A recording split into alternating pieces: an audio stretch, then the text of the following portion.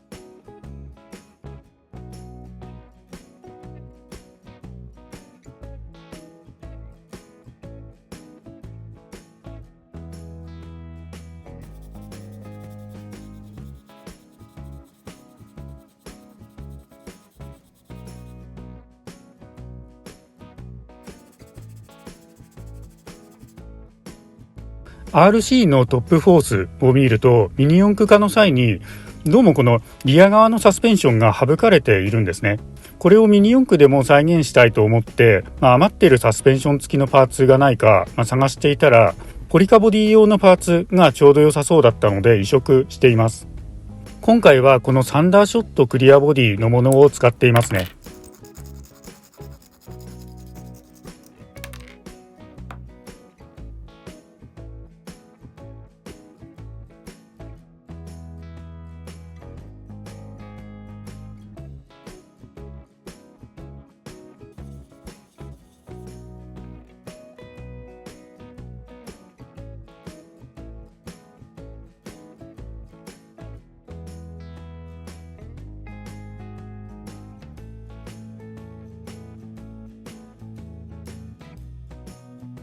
これはテープで仮止めしてネジ止めの位置を合わせているところですね。あとこれ分かりづらいんですけど、シャーシのボディキャッチ部分に対して移植した黒いパーツがまっすぐ立つにはスペーサーに角度が必要になったので、これもちょっと黒で見づらいんですけど、斜めに切ったゴム管を間に挟んでスペーサー代わりにしています。塗装面への当たりが優しいのもゴム管のいいところですよね。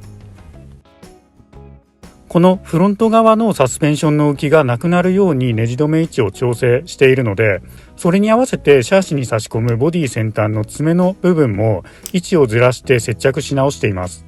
もともとモーター周りにすごくゆとりがあるので、車高が高いように見えて少しボディの位置を下げるだけでもフロントのギアカバー周りはしっかりとボディに干渉してくるので、こういう工作をするには注意が必要なボディですね。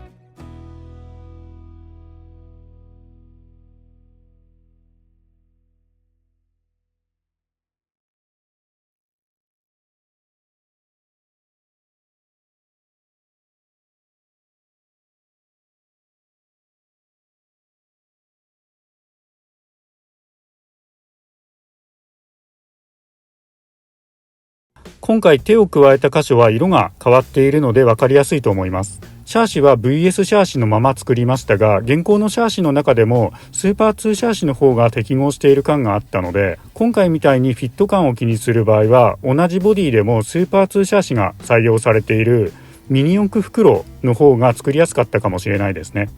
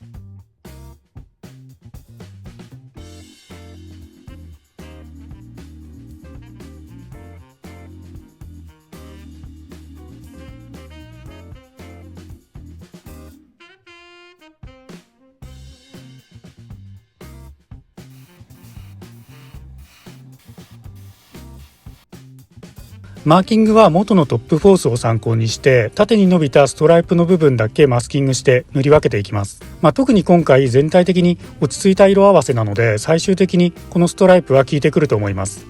こういう茶系の色とかカーキ系とかもそうなんですけど、どちらかといえば艶消しで使われることが多い色なので、この鑑定色もこの段階では割と暗めに見えると思うんですね。ただここにクリアを吹いてツヤを出すと印象が変わるので、この手の色を使った時はツヤが乗ったらどう変わるのかっていうのは見どころですね。